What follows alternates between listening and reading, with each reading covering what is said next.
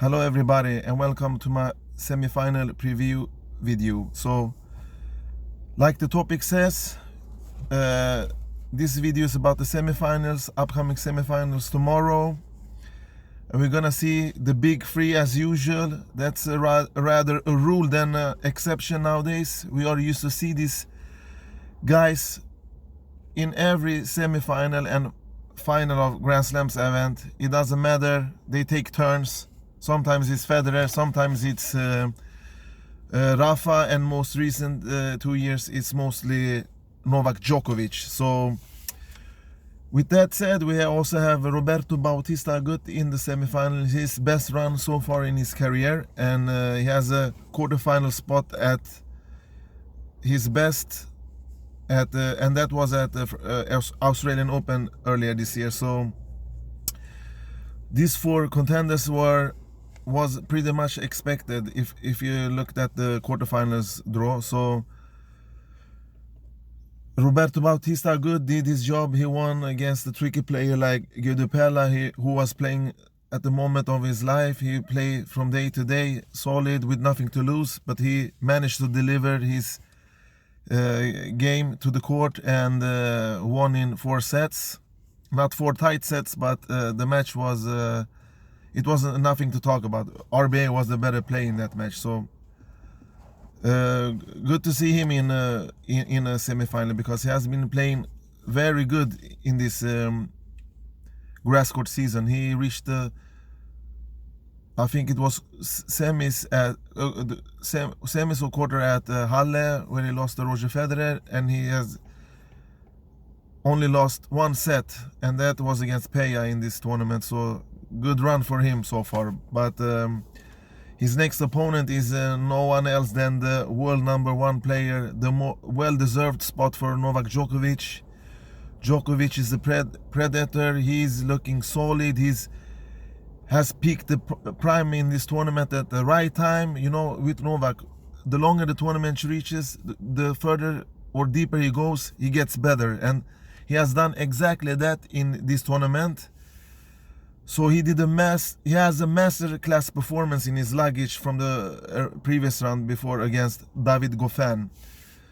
Some of the fans out there thought that Goffin will probably take 1 set or disturb Novak Djokovic, but instead of a set, he gave him a bagel. He took 10 straight games and showed why he's the best player in the world the last 1.5 years.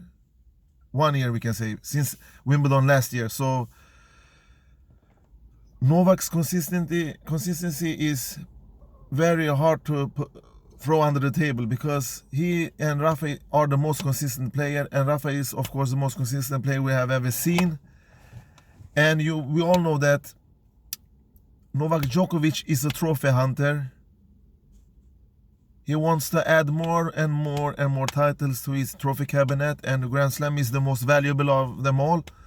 So he will keep doing this. He wants to reach both Rafa and Roger, and has a good chance of doing that, because his career is not over yet.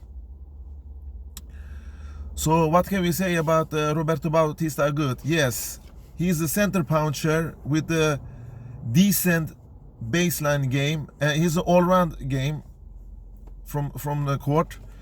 His forehand is very offensive, but his moves okay around the court, but not that fast.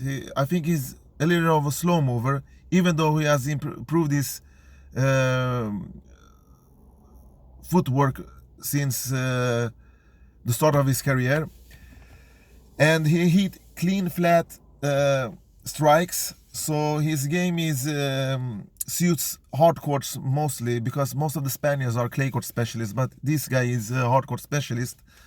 And his serve lacks space. That's one of his weakness. But he can find angles, and he uses often slice in his serve. So it's not that terrible bad, but in that department, Novak is gonna punish him, and he start to punish him from there, because he's also gonna punish him from the baseline. There's no doubt about it, because Novak is the better player. And RBA have won the 2 previous meetings against him at Doha and Miami, so he has good confidence. He knows that he can damage Novak, but remember this is Grand Slam, and Novak is up 7-3 in head-to-head on the head-to-head section, so he has won all the previous 3 meetings at Grand Slam. I think 2 of them were at Roland Garros and 1 at US Open, if I can recall.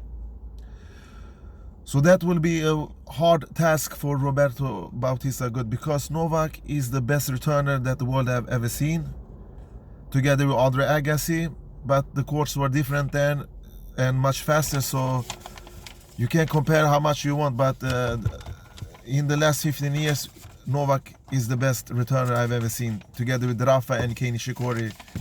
But Novak is the most consistent player of them in that section. So his huge returning game will create many winners and points for him. So it will give him a advantage, that's for sure. And then of course we have Novak's baseline game, that is the best in the world, together with Rafa. Also, he was gonna push Bautista Agut from corner to corner, and that's why I think Novak will win this match, because even though he's a good mover, he's not that super fast, Roberto Bautista Agut. So, and Bautista Agut is a player that doesn't do so many unforced errors, so that's nice for him to have in his mind that he can duel with Novak Djokovic from the baseline. He's not that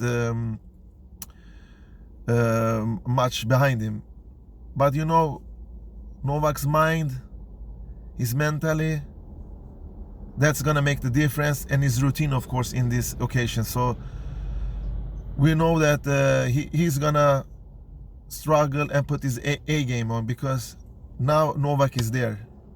He's that scary Novak that everybody on tennis court is afraid of. So he's there now on that level, no doubt about it. And with this big 3 again in semifinals, something that, why is always these guys at semifinals? Why does not anybody else come between these guys? Because everybody's waiting for the next generation. Some new players are gonna take over them, but it's not that easy. Like I said, you have to be mentally tough. Talent is not enough. You have to work hard on every aspect. You have to have a good training regime.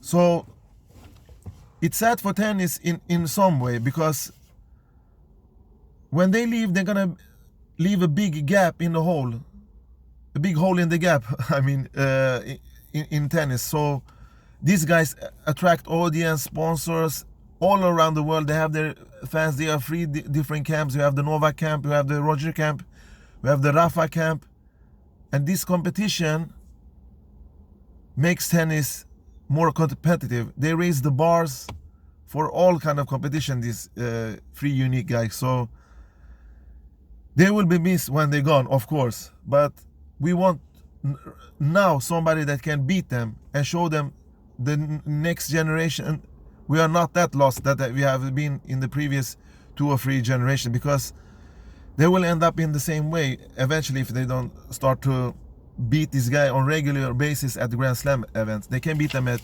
Masters and ATP 500 and smaller events, of course they can, but I'm talking about Grand Slam. And the other semi-final is the blockbuster blockbuster, I have to say, between Rafael Nadal and Roger Federer.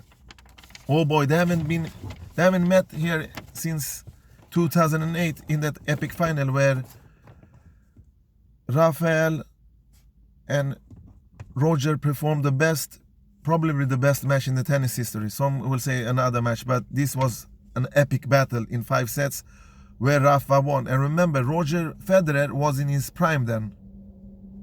So what has happened the last 11 years since they met on Wimbledon on the grass court, if we're gonna talk about Rafa's game on grass, Rafa is playing more aggressive on grass, of course. He protects his second serve better.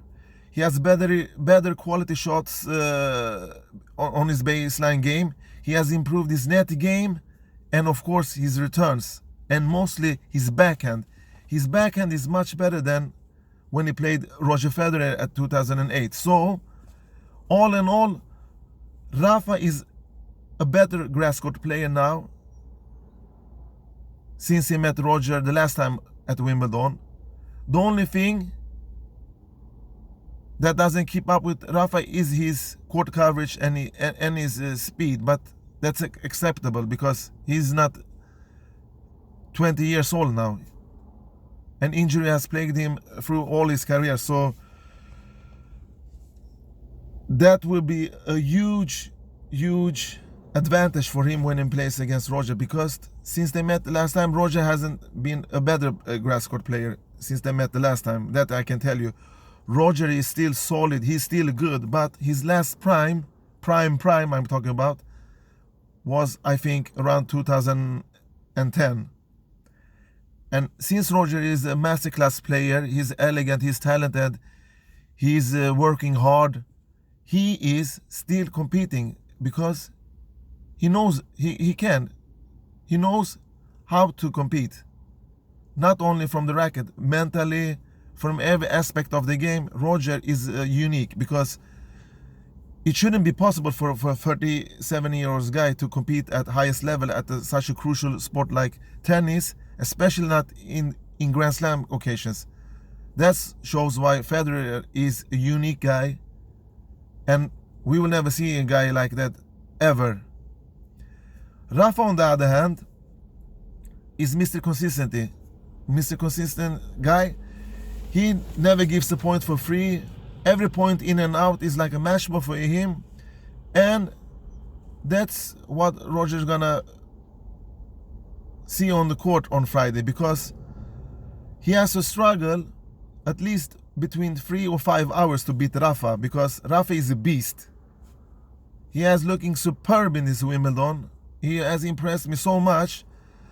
And he has already been in 5 Wimbledon's finals, as we all know. He has 4 grass titles totally, 2 at Wimbledon, 1 at Queens, and 1 and his last was at, I think, at Stuttgart at 2015. So Roger, since he's not a better grass player since he won at 2017, he will have a big difficulty to win over Rafa, because what does Roger have to do to beat Rafael Nadal? We all know that he has to be ultra aggressive, first strike tennis, ship here and ship there, and his return game must work, his serve must work.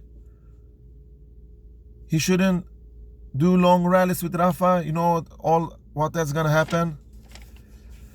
But 2 most important things that has been off since Roger's fantastic 2017 years, that's his return and his backhand. His neo backhand is far gone.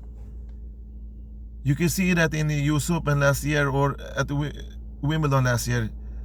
His backhand was gone because Roger hasn't been playing a Grand Slam final since his victory at Australian Open 2018, and this could be Rafa's 3rd Grand Slam final this year. So he's so consistent that you have to come up with something exceptional to beat Rafael Nadal. You have to play like Novak did, or like Robert Söderling, with heavy ground strokes, heavy serve, and have the match of your life. Because yes, the weather can be rainy on Friday, tomorrow, and that can benefit Roger a little bit. But all in all, Rafa is such a good player that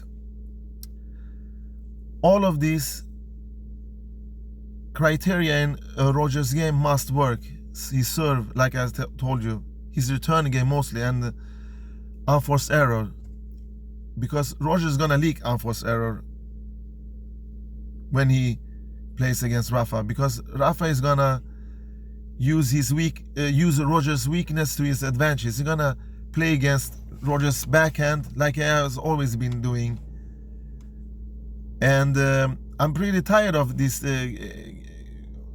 Rafa's victories over Roger Federer. Yes, they have this is the 40 meeting, and Rafa is up 24-15.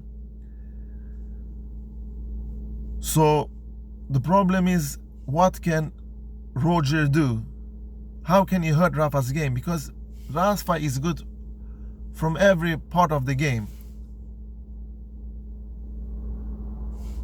And the only thing that can suit him is playing that Roger does his work at the court 100%. I don't mean that he has to do 0 unforced error to beat Rafael. Absolutely not. But Rafael doesn't dip. And when he dips, he has to take advantage of it. All in all, Rafael is not the better grass court player than Roger, because Roger had 19 titles. We all know that. But it's not that Roger we used to see before. He's mesmerized us again when he beat Berrettini, and yesterday he struggled a little bit against Kenny Nishikori. But the good thing is he did 55 winners, and 12 of them were aces, so it's not that bad. But he did a lot of unforced error in the first set. So if that scenario comes up again against Rafa, he's not a player like Kei Nishikori. He will punish him through the whole match, not like the first set like Kei did. So Roger has to be 100% in form tomorrow. But Roger has the tools. He has his serve. But since the balls are heavy, he's not gonna be rewarded as much with serve aces. We have seen that in the tournament. Normally he does around 20-25 aces in Wimbledon. He's now more around 15 per match. So that's that's a big difference. And since Rafa is such a good returner, Roger has to variate his serve like he's a master at, because that's one of Roger's biggest skills, to diverse his serve and do the unexpected. And Rafa knows that.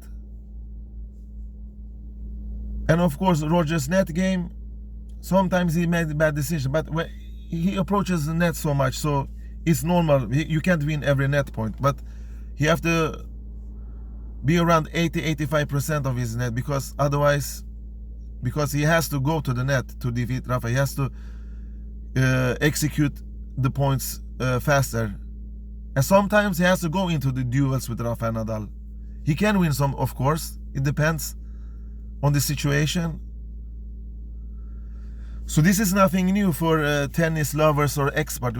Everybody knows how they're gonna beat each other, but that's the plan. But it's more difficult to execute that on the court. So all in all, 2 exciting matches.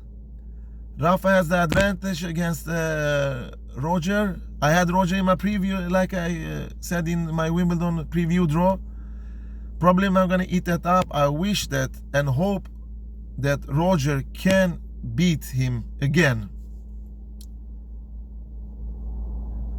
And then Novak Djokovic, he should go through to the finals. You never know. This is sports. Anything can happen. It could be RB or Roger in the final. Who knows? It's tennis. They're all humans. Sometimes they act like robots, Novak and Rafa, but all in all, these are the 4 best players in the semifinals. The big 3 has, of course, deserved their spot in the semifinal, because none of the other have stepped up to them and pressured them hard in this tournament.